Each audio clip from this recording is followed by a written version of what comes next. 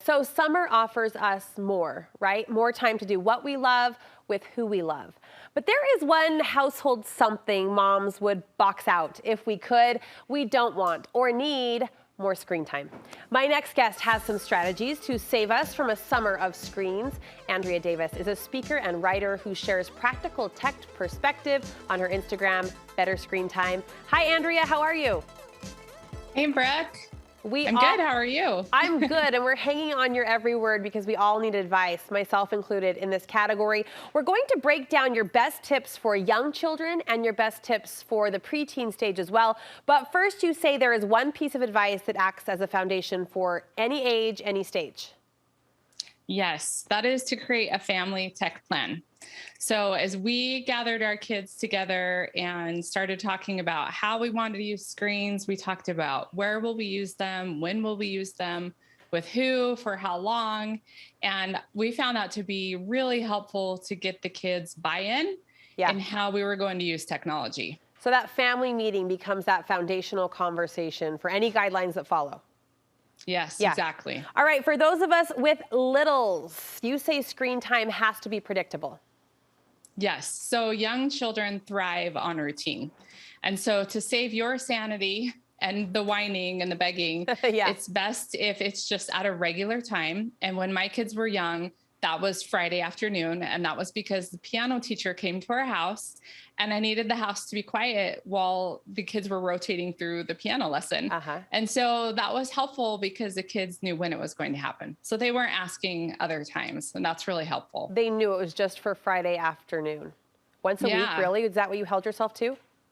I did do that. We did family movie night and, you know, some other things here and there, but that was kind of the predictable routine when they were little. Good for you. This next piece of advice actually speaks to something I felt drawn toward as a mom, so I'm so glad to hear you validate it and hear the research validates it. You say if you have to choose what kind of screen time you opt for, go for passive screen time. Yes, exactly. So the research shows that interactive screens, which are touch screens, like a tablet or a phone, those type of screens actually are overstimulating for young kids. And they cause a dopamine spike in the brain, which they do that to all of us, but it's especially harmful and damaging for young children because they don't have that ability to have those stopping cues like, oh, I need to get off, because it just kind of sucks them in. Does any of that research tap into, Andrea, like the duration of time? Like if I'm choosing a 7-minute YouTube kids clip or if I'm investing in a 30-minute show, is it better to get their brains into an actual like storyline? Yeah, definitely. Like thinking about the time, what they say is actually picking something that is slow moving is best for young children. I So love maybe thinking more about that content rather than maybe the time, but choosing something like Daniel Tiger's Neighborhood is going to be better than something that's very fast paced. Right. I love that you're emphasizing that, the pace of the content. That's really validating to me as a mom. The third tip you say is to use a visual timer for young kids.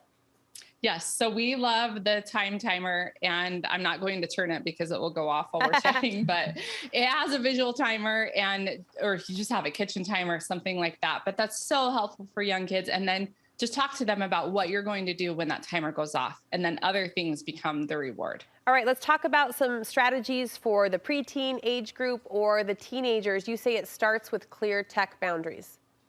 Yes. So again, you're falling back on that family tech plan that you all created together. But we found it to be really helpful with our teenagers to sit down one-on-one with them and talk about, okay, because they have a little bit more freedom. They might have a phone or more access. And so talking about what are some of those boundaries about where we're using screens and where we're not using them, and what does that look like? Summer days are long, and the summer season is long. Andrea, how important is consistency, like sticking to your guns, not just in June, but in August? Yeah, it's so important when it comes to screen time because our kids can tell if we're being wishy-washy. And again, I think I've heard this line saying, pick your battles wisely and then win them. And it's so true. And especially when it comes to teenagers and screens, like a couple of our non-negotiables are not taking screens in the bedrooms and bathrooms. And that really is to keep our teenagers safe Yeah. in so many ways. So Yeah. being consistent with that is really, really helpful. I've got a quick 30 seconds. Your final tip, be curious, not critical.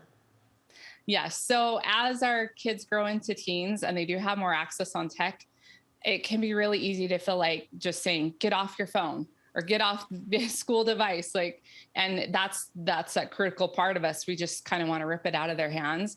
But I found it to be helpful to just say, hey, what are you working on? What are you doing? And coming from a place of curiosity helps build that relationship and kind of that open conversation. Yeah, helps it feel more synergistic as opposed to a mom just constantly harping and being negative toward this technology that's just part of their lives. Andrea, great advice. I hope you'll check in with us again this summer and help keep us on track. Where can we get more advice from you? Yes, you can find us on our website, betterscreentime.com, or on Instagram, betterscreentime. All right, we'll link you over from our website too. Thanks again. Great strategies.